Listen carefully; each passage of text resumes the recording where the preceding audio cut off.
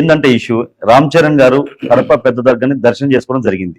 దాన్ని కొంతమంది తప్పు పడుతున్నారు. అసలు అది కరెక్టా రాంగ్ అనేది మన మసూదన్ గురుస్వామి గారిని అడుగుదాం. గురుస్వామి నమస్తే. గురుస్వామి స్వామి శరణమయ్యప్ప. స్వామి మీరు చూసారా, ఇది రామ్ చరణ్ గారు కడప పెద్ద దర్గాకి వెళ్ళి దర్శనం చేసుకోవడం జరిగింది. చాలా మంది దాన్ని తప్పు పడుతున్నారు. అసలు దర్శనం చేసుకోవచ్చా చేసుకోకూడదా?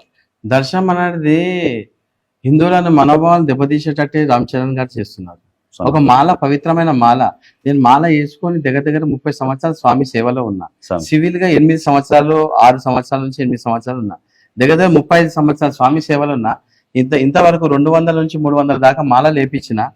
ఇక్కడ మా ఏరియాలో విద్యాసాగర్ గురుస్వామి పెద్దవారు, అతను దాని తర్వాత మా అన్నగారు భాస్కర్ గురుస్వామి అని నాకు మాల వేసాడు.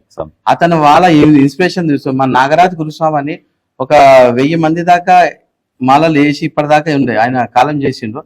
వాళ్ళ దగ్గర వాళ్ళ పరంపర మనం నేర్చుకొని దగ్గర 50 సంవత్సరాల స్వామి ఈ హైదరాబాద్ సికింద్రాబాద్ జంట నగరాల్లో ఎట్లా ఉన్న విధి విధానం ఎట్లున్నా అప్పటికి మాలకి ఇప్పటి మాలకి చాలా డిఫరెంట్ ఉంది. స్వామి రామ్ చరణ్ గారు చాలా తప్పుగా దాన్ని వక్రీకరించి చేశాడు.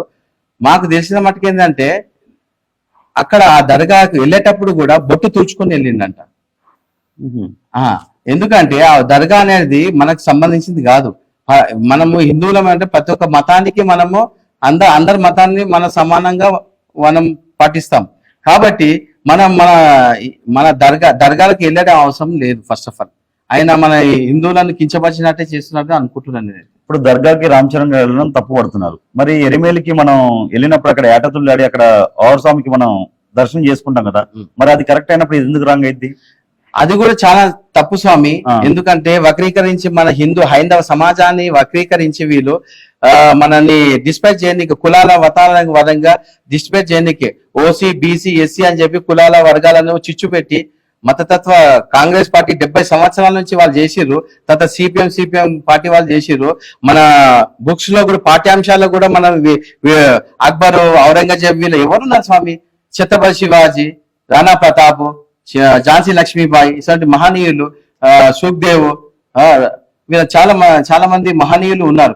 వాళ్ళ చరిత్రని మనం చదవాలి, మన పాఠ్యాంశాలు చేయలే. ఇప్పుడు భారత ప్రధాని నరేంద్ర మోడీ గారి నేతృత్వంలో 10 సంవత్సరాల దేశాన్ని ఎక్కడి నుంచి అంగరంగ వైభవంగా తీసుకెళ్ళిండు.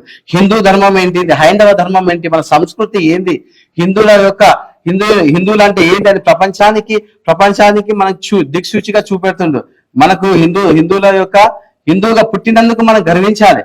ఎందుకంటే ఈ వావర స్వామి అనేది అంతా బూటకం స్వామి శరణం. ఏ పూజలో పోయినా నేను వావర స్వామి గురించి నేను చెప్తా. వాళ్ళని వక్రీకరించి వాళ్ళ మతాన్ని కించపరుస్తలేను. ఎందుకంటే మన ధర్మం, మన హైందవ ధర్మం కలియుగం స్టార్ట్ అయినప్పుడు అయ్యప్ప స్వామి పుట్టిండు. ఈ వావర స్వామి ఎట్లా పుట్టాడు స్వామి? అసలు వావర స్వామికి ఆయనకి ఏం సంబంధం? వీళ్ళు ఏంటంటే మన మతాన్ని అటాచ్మెంట్ చేసి, కన్వర్టింగ్ చేసి, లవ్ జిహాద్ చేసి ఇవన్నీ కార్యక్రమాలు చేస్తున్నారు వాళ్ళు ముస్లింలు. కాబట్టి మన మతానికి దానికి సంబంధం లేదు స్వామి. ఆ వావర స్వామి దర్గా కూడా వెళ్ళేది అవసరం లేదు.